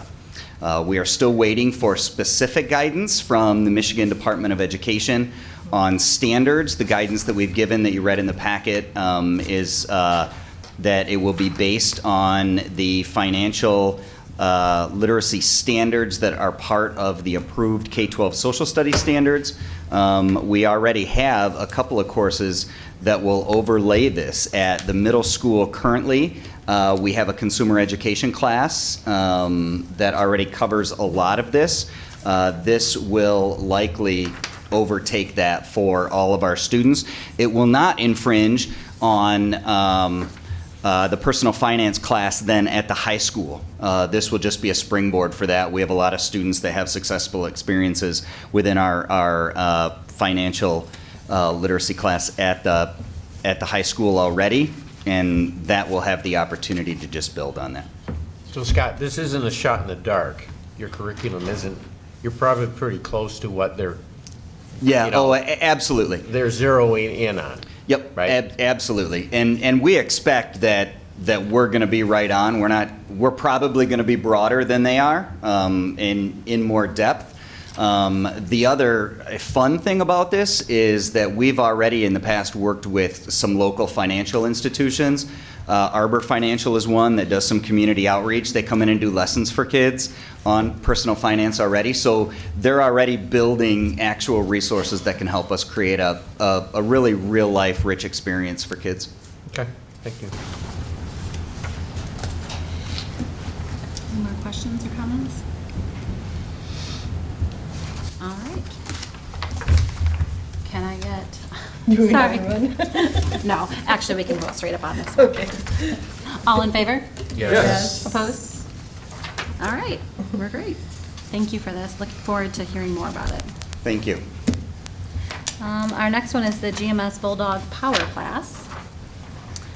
It is recommended that the Board of Education approve the following proposal for Bulldog Power, a new elective physical education course at Grandville Middle School. If approved, this course would be available to students for the 2023-2024 school year. Can I get a motion? So moved. Support. Thank you. Yeah, I'm just going to flex my muscle. Send it on over. We're, again, super excited about this, the opportunity to utilize a new facility and have some vertical alignment with a pretty incredible classes that we already have. So I'm going to turn it over to Coach Mike Lapchek, who really deserves all the credit for the work that has gone into this planning. Thanks. First off, I want to say thank you so much for having me. I was telling them that this is my 30th year in the district. It's the first board meeting I've ever come to because my focus is on kids. Yes. And so I didn't really ever hang out here. But this is, I come from a very small school district with not a lot of blessings. So to see what kids are being offered here is absolutely stunningly amazing. And I don't know if they know it right when they're in it, but when they look back and I talk to them after the fact, holy cow, they're very blessed. And so this is another one that's coming. This is the Bulldog Power. That's the name we've given it. We actually stole it from a neighboring district who happens to also be a Bulldog. But we are very blessed to have a facility that's going to be very, I guess you would say, hands-on for our kiddos. Take our physical education program to the next level. And it's also something that's right in our building every single day. So kids now have specialized training. They have personal trainers. They go out, they go to the Y, they go to Hoop City, they go this place or that place. They get up early in the morning and get on a bus and go to see Coach Tully in the morning to work out. No longer is that needed. They could get a workout in during third hour, and they could get a workout in during fourth hour, and they could take this class as an elective, and it can be part of their day. And I always talk about this glowingly because someone in my life offered weight training to me and taught me how to work out, taught a chubby kid that was didn't have a lot of offerings how to lift weights and bench press and do all those things and build confidence. And I can see kids that are going through those stages of middle school get under a weightlifting rack and learn how to do their things correctly and just be quite a blessing. So if you could go to the next slide for me. We have a couple pictures and renderings of what we have. And Coach Tully and I worked hand in hand to align the curriculum with what he does currently at the high school. It will be the same thing, but in middle school version. So the weights that we've ordered, all the weights that have been purchased, are what are called trainer weights or bumper weights. They're made of rubber, and they're very, very easy for young kids to handle. The bars are actually even thinner than the actual high school bars or Olympic-sized bars, easier to handle for our kiddos. So it'll be an elective class that all kids will have exposure to, guys, ladies, and our special needs kids. This is the layout, the rendering that we will have. We'll have 8 full racks. And within those racks, we can have 4 children operating at the same time, 1 person working out, 1 person spotting, 1 person doing an auxiliary, and 1 person recording or taking a rest. We'll also have free weight stations, drinking fountains right in the facility. The flooring is all flat. If we have any children that are in a chair, if we have any movement limitations, it's completely flat, easy to clean, top-notch, and also there for our community. We're very proud of this, that it's going to meet and exceed any standard that the state of Michigan has. So the state of Michigan has all these competency, demonstration of knowledge and skills, and maintaining healthy, enhanced level of physical activity and fitness. We feel like this is going to take our program, not only do we reach this with our kids every single day, but this is going to take it to the next level and offer something that not all middle school kids get exposed to. All the weight is custom. It has our name on it, it's our color, it has our logo, same with the flooring. The walls look pretty bare there. I wasn't involved in the design of the lettering or what's going to be painted on the wall, or if those are going to be logoed, or if those are going to be branded. But as far as the machinery and the flooring, it's all branded and custom for our school. There's murals on the walls. It's going to be amazing. It's going to be amazing. Sorry, I couldn't pull back. And so then this is something else we're very, very proud of. The school district has a lot to be proud of. A lot going into our school district with offerings for kids in classes and extracurriculars and classes. This is going to be a huge point of pride for our kids. I could see our staff members using it before school. I can see our students using it during the day. The athletic teams are going to be using it after school, and then in the evenings maybe it's open up to community. I'm not involved in that part of it, but it's another point of pride for our district. It meets the goals and mission and the belief that we are responsible for equipping all students with the life skills through a broad range of educational and extracurricular activities, and that hits every point. So we're really proud of that one. Another view, just a different view. This is located, I believe, on the west side of the building. There's a main entrance that's there and has huge glass windows that you'll be able to see. I don't know the details about all that, but it's in that main entrance. If you come to an athletic event at our new middle school, that's the entrance, and that's what you'll be able to see every time you come in the door. Really proud of this as well. This is been taken care of. Thank you so much for taking care of this through the bond. This was part of the initial purchase of the bond, so there won't be any extra costs. It's already paid for and taken care of. The teachers that are currently in the building are going to absorb the position and create some more space in there, a little bit of flexibility for our teachers. And so we have 2 teaching members right now that are hopefully going to be able to jump right into those positions and take over. And then the goal for the future down the road is something a little bit extra, is we'd like to get iPads for each station. Those iPads go on a little tripod that connects to it, and it allows kids to get immediate feedback on their workouts. It's a program that high schoolers use right now, and we'd like to also offer that for the middle schoolers. So that would be down the road, and there would be an additional cost down the road with some iPads. That's cool. Questions anybody has? No. Very thorough. The one I thing hope it's very successful. The one thing I was going to ask you, Mr. Lapchuk, and this is perfect timing, because this weekend I had a 9th grader who went to an indoor lacrosse game, and an hour before it, he decided to eat a bunch of pizza, right? And lo and behold, he goes to that, and halfway through the second half, he's dying, right? But one thing I didn't see in this is the nutrition piece, and how important that is for athletes. Does that come into play at all? Do you guys do anything with the nutrition piece when it comes to I talk this about type it of thing? all the time, but it's not part of the middle school physical education curriculum. Okay. It's part of the health curriculum. It's part of the health curriculum Okay. covers nutrition, dietary needs, the entire kit and caboodle. The phys ed portion is more of the activity-based. Okay, gotcha. And we're just reviewing and approving the curriculum, not the equipment, because that's already approved that. Yeah. Correct. Yep. Okay. Any comments or questions? All right. All in favor? Yes. Opposed? Motion carries. Congratulations. I'd just like to say thanks to Coach L again. He did a phenomenal job with this, put a lot of time and effort into it, and we really appreciate it. Absolutely. Thank you, Coach Al, for all you do. All right, next item, high school first floor carpet. For our gallery, we're down to 3.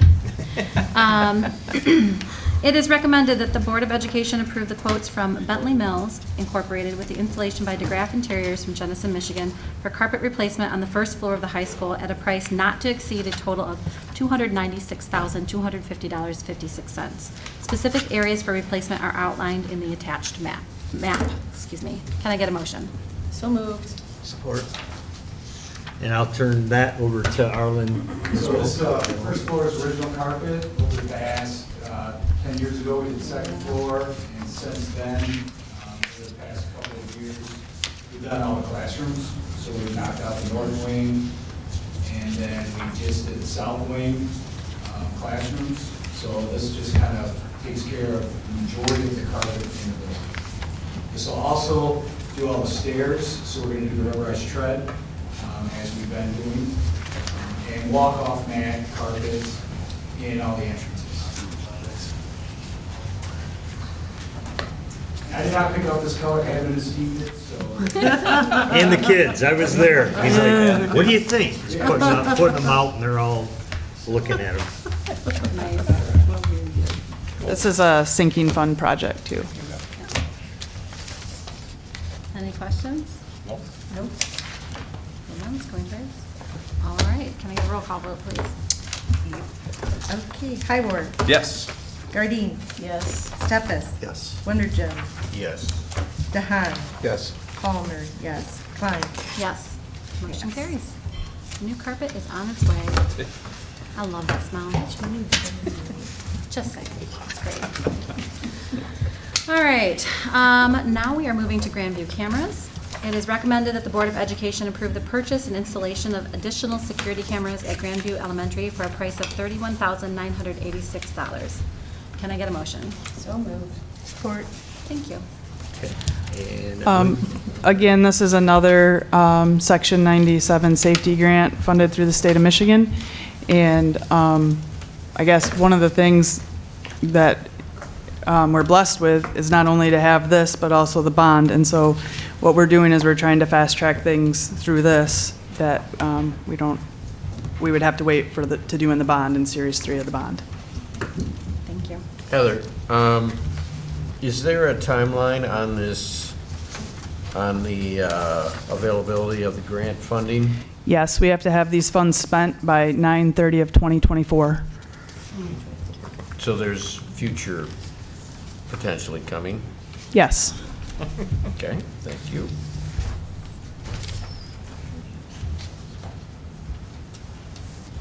So just to give a brief summary, obviously I've brought several other security camera upgrades to past meetings. This is the upgrade of the cameras at Grandville Elementary. So the current camera, obviously we have a current security camera system throughout the district. The cameras that are currently installed at Grandville Elementary date to the 2013 bond, so they were installed right around that time frame. So obviously between then and now, there's been quite a bit of advancement in technology, higher resolution cameras, but also as part of this, myself, our security camera vendor, and Emily McAlpine, the principal at Grandview, did a walkthrough, and she specified specific areas that she wanted to make sure she had good coverage throughout the building and around the building. So these upgrades represent her recommendations as well. Okay, so here's a random question. When we're recording, what's the history that we keep? So currently, our security camera servers, we maintain a capacity of 30 days of history. 30 days. For video. Okay. Yep. Great, thanks. Is this the oldest security system cameras that we have in the district then, or? There aren't any older cameras than this, but there are other buildings in the district that have similar aged cameras. So at future meetings, I may bring additional cameras in other buildings. Are these the same ones that are going in the other buildings as well? Yes. Same Yep. models and all that? Correct. Yeah, obviously there's variations in models. You know, some of them are 180 degrees, some of them are 4 cameras that, 360. So depending on the location, it might be vary of model, but overall, yes. All internet based, so you can log in and see. at any Yes. time. Yep. So our security camera system, we house a number of servers. Obviously, storing video footage for that amount of time is quite a bit of data. So we house servers here. All of our building administrators have access to that system. If they do need to remotely access the security camera system outside of the district, we have a secure VPN connection that they can remote into the district and do that. Do any of them have the capability to move? So we don't have any pan, tilt, zoom cameras specifically in the district. A lot of that is based off our BICE, our security camera vendor, their recommendations of what type of camera to put into different places. So one of the more recent cameras that we just put in at the high school is actually a 4-lens camera, and that camera does have the capability of motoring the lenses around. So if Mr. Lankto says, hey, Walter, I really need to get a better shot of this area, we can actually go into the camera and adjust it automatically. Okay. But not necessary in this circumstance? What's that? Not necessary in this circumstance? Correct. Yep. Would the Grandville Police have the ability to log in to view these cameras? So our resource officers do have access to the cameras, and they, like I said, they can access those remotely. Obviously, if Grandville PD needs access to the cameras, then they get in touch with us and we work with them on that. Any more questions? All right, let's do another roll call vote. Okay. DeHaan, Yes. Hybord, Yes. Palmer, yes. Wonderjump, Yes. Gardine, Yes. Steppas, Yes. Klein. Yes. Motion carries. On our final regular action agenda item, our high school wireless locks. It is recommended the Board of Education approve the pre-purchase of 135 Schlage wireless lock hardware to be installed in the high school from Soulard Technology for a total purchase price of $144,019.75. Can I get a motion? So moved. Support. So this is our last one from Section 97 grant for tonight. When you total this all up, we're about halfway through that $643,000 that I spoke of. This is to pre-purchase the hardware only, and the reason for that is the lead time. We're looking at 45 to 50 weeks. The goal for this project is that it would take place in the summer of '24. At that point, the high school, the new middle school, and the 5-6 building, along with the GEC, would all have the same type of key card entry into the classrooms. They're locked all day, held open on a mag hold. In the event of a lockdown, when the button is pushed, the mag hold releases, the door will close. So along with this, and at a later time, we'll be bringing back to you some of the doors in the high school will need to be replaced, as well as we need to cover the installation costs. So you'll see that at a later date, but right now we just wanted to get that hardware ordered so we can complete that. And this was part of the project, again, that was going to come from the bond, but now we'll have, we have funds here to take care of it. Heather, is there any opportunity, do you think, or has there been any discussion amongst the other assistant supes for finance that you have, that any unused Section 97 grant money could go up for grabs and there could be an additional opportunity for Grandville? So that's an interesting and very good question. I don't see that happening only because this is paid through our state aid. It doesn't require an application like we need to do for Title I and all the ESSER funds. We will get audited on it, so we will have to show that where we spent the dollars. But it's when it's done, it's done. Okay. In terms of, So if there's unused pool? yeah, they're not going to make us file a final expenditure No, and I report, but they understand will that. audit us by I just want to get 9/30/24. more, is what I want. You find out how to do that. Hey, you know what? Heather can figure it out. I know she can. Everything Won't know else. unless you ask, right? Yeah. There you go. Any more questions? All right, let's take another roll call vote. Hybord, Yes. Steppas, Yes. Gardine, Yes. DeHaan, Yes. Palmer, yes. Wonderjump, Yes. Klein. Yes. Congratulations. Also want to send a note of appreciation for all this hard work. This represents a lot of our purpose is to to approve this, but it comes from your team, and it also comes from our community. There's lots of different funds here. Some were bond, some were sinking funds, some were general funds, some were get to replace from state situations, and the way you all manage it with such responsibility and transparency is greatly appreciated. So again, to you and also to our voters for the funds that came directly from your voting for our bond. Appreciate that. Thank you.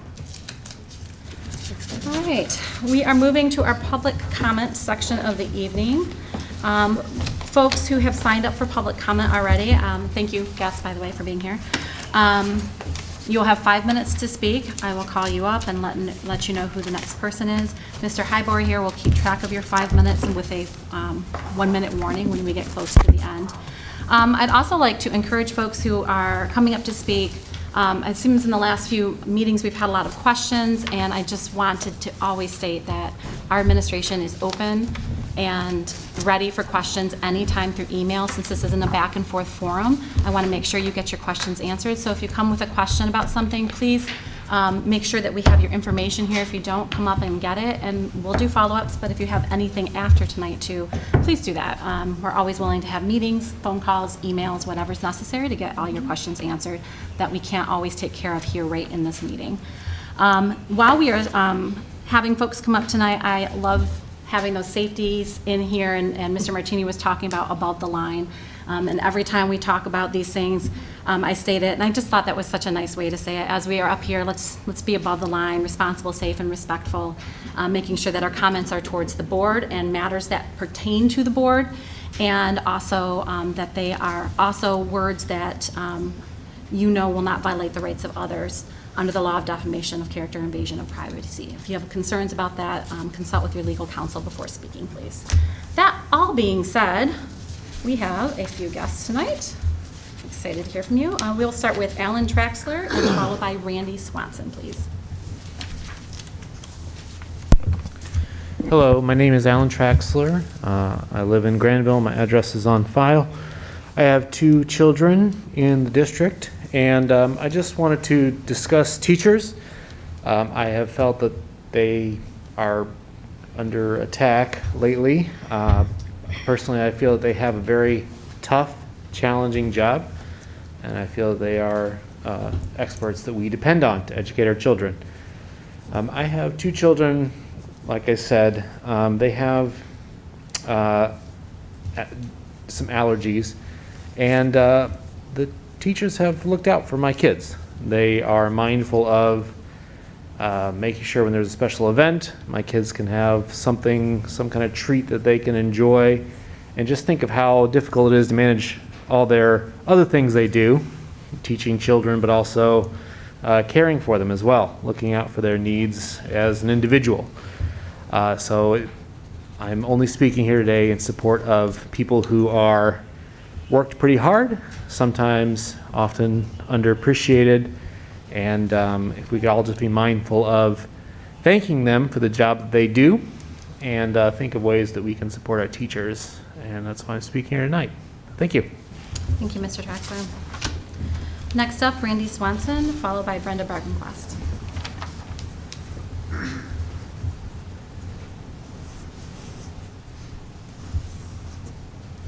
Hi, my name is Randy Swanson. I live at 4705 64th Street, and I operate a business at 56th and Wilson, Swanson's Auto Service.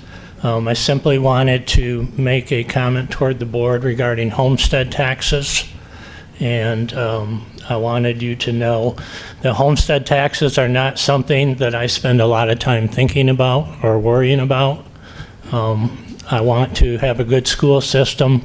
I want to support the school system, and the taxes that I pay in the homestead tax are far from the top of the list of importance for me.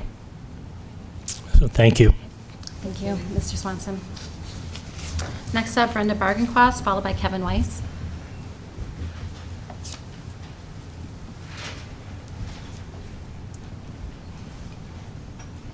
Brenda Bargenquast, my address is on file. I was not at the last meeting, but I was made aware of a diatribe by the board, a member of the board that, you know, a little pontificated about how dare another board member question this bond. And I just think that that's just so inappropriate, and we have a right, you know, that board member represents people in this room, and it's his constituents. And the behavior of that is that of a tyrant, not of a local community leader. To think that this millage doesn't affect the community, it's just businesses. It doesn't matter, you know.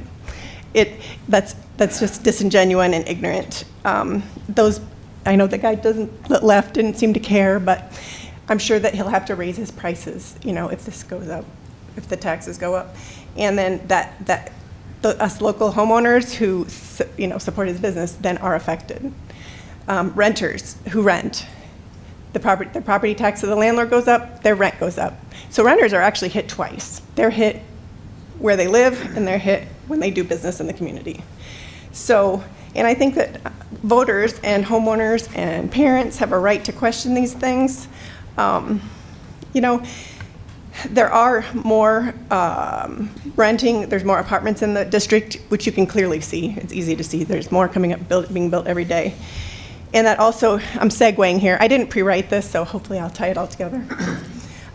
There's different demographics in the district than there were when my older children were in kindergarten. I think that was 2021 or 2001. And that is reflected, in the property in the district, so it only makes sense that it correlates to our students. But generally, families where they're renting, maybe mom and dad don't have the luxury of working 8 to 5. Maybe it's a single parent home. And I think that Grandville, you know, it is a great district. We do a lot of good things. I have 4 kids who excelled through the district, but is it that great for the kid that struggles? Is it that great for the kids who have single parents? Like the baggy books, you know, that's great for mom and dad who can do that at night, but what about the kid who doesn't have a mom and dad who can do the baggy book? And I think that one area where Grandville is weak and it pivoted too little, too late is in the changing demographics of this district, because it's not the same as it was 20 years ago. And I don't think that we have adjusted accordingly so that we can, and then you're like, oh, that's why this DEI is great. Well, the DEI is horseshit. So, excuse my French. But so that's where I'm bringing it all together. But why there are constituents who are against this added millage, this 1 mill. It's not the whole thing, it's the incremental millage, because we're all doing more with less. So the district should have to do more with less. If the district needs more money to fund programs that they started with COVID money, then that's your problem, not ours. And again, cut the money on the SEL and spend it on learning loss. I'll be honest, I was appalled. There was a meeting last year, I think, where they said proficiency was at like 60% at grade level of things. And I'm like, wow, Grandville is falling quite a bit. Because I thought maybe it was at 95, non-COVID, and COVID maybe dropped it to 80. And when I saw 60%, that was pretty shocking. So stay in your lane. Focus on learning loss. Stop the woke surveys coming from national, coming from Kent ISD. You know, I've heard that Mr. Glarum has said, well, these are national surveys, everybody's doing them. 1 minute. Whatever. Well, you know, did your mom ever say to you, if all your friends were jumping off of a cliff, would you do it? We don't have to do what everybody else is doing. Let's, you know, be different. Let's start a trend. I know, Roger, you're like a leader on the Kent ISD of like the Southwest Division. You have influence. You know, we don't become excellent by doing what everybody else does. Let's focus on kids, scrap the SEL. Give it to the kids, don't get me wrong, give it to the kids who need it, but we don't need teachers being unlicensed counselors with 25 students in a room pushing their own personal agenda. So stay in your lane. Listen to all the points of view and try to at least see where the other people are coming from. Thank you. Thank you, Brenda. Up next is Kevin Weiss, followed by Michelle Thomas.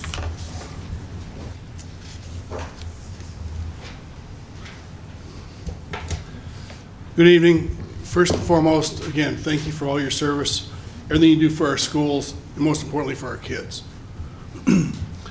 We all want our children to become as great a people as they possibly can. As a board, you're all granted a great responsibility in leadership by example to mold our kids into leaders and good members of society in our community.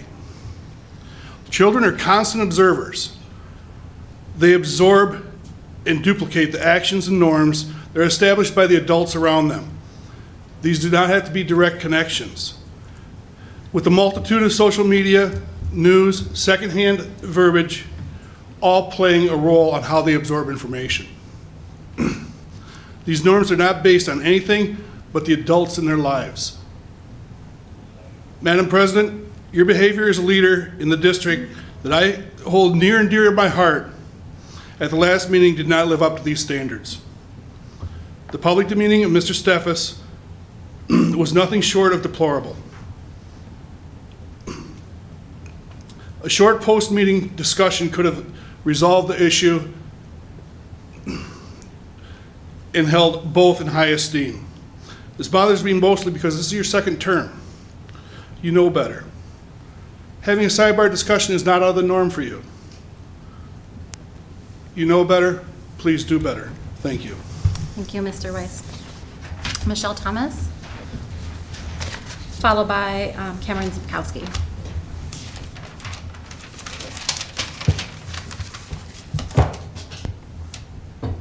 I know I'm old. I can date myself by saying when I went to school, I had teachers, probably junior high-ish age, where we had a policy you could get a dot or a SWAT for discipline. There was a wooden paddle. It had holes drilled in it. If that wasn't your cup of tea, you could have a dot in the grade book. Every dot took 2% off your final grade at the end of the semester. Do you want to know how many disciplinary problems there were in that classroom? None. Ever.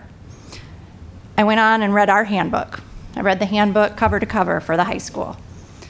And I read about I believe it's the PSC form of discipline, which really isn't discipline. It's about positive reinforcement, because how are children supposed to know they're doing wrong if we haven't taught them that they're doing wrong? And that's great. Probably in elementary school it's great, but we're talking about high schoolers. I'm pretty sure they know it's wrong to vape in the bathroom. I think they know that it's wrong to smoke marijuana in the bathroom. I think a lot of the things they're doing at this point, how long are we going to keep the bathrooms closed for? I believe we're going on about a year? Almost 2 years? How is this discipline working in our high school? I now have a second child that will be entering high school in the fall. I expect her to have access to bathrooms. I believe when you probably worked with architects to design the high school, there were X number of bathrooms implemented in that school based on population, distance from classrooms, and you put them in there because they were needed. Are we going to build a middle school? Should we take out all the bathrooms except for 1 boys and 1 girls? That wouldn't make any sense, and that's not going to fit the need. But yet here we have the high school where you have a handful of students that are causing the problem, and the rest of the students are paying the price. I've been asking lots of parents when we're out and about at restaurants, at basketball games, the things that we go to that have high school students. This is affecting them. They are afraid to use the bathroom. They are uncomfortable to go in the bathroom. They are waiting the entire day so that they don't have to go in the bathroom. This is unacceptable this far into this situation. I look at the discipline that I grew up with. I guarantee if you took those kids that are smoking in the bathroom, threw them in a police car for smoking marijuana in front of their friends, cuffed them and drug them out, and the parents had to pay a fine or a ticket, it would stop. But to give them a grit ticket on the day that they don't smoke pot in the bathroom is not helping the situation. I am going to be on this topic every board meeting until my children, they're both going to be in high school next year, gets resolved. And I think a lot of parents are feeling the same way. And I'm open to other ideas, but I just feel like the discipline policy at the school is being taken as a joke. You read the handbook, I can talk to you about what is in there for the dress code. No crop tops. I see crop tops.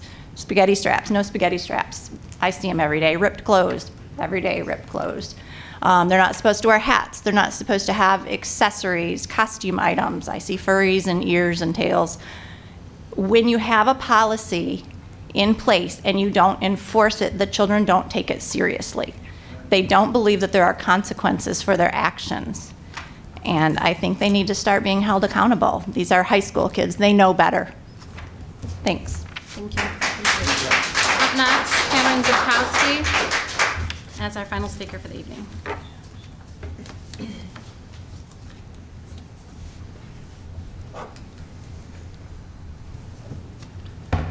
Cameron Zukowski. My address is on record with the district.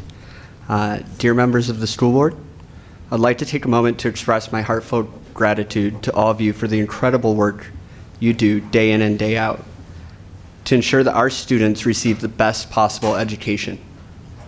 Your dedication to our community is truly commendable, and I want to thank you for all the long hours, hard work, and commitment that you have shown.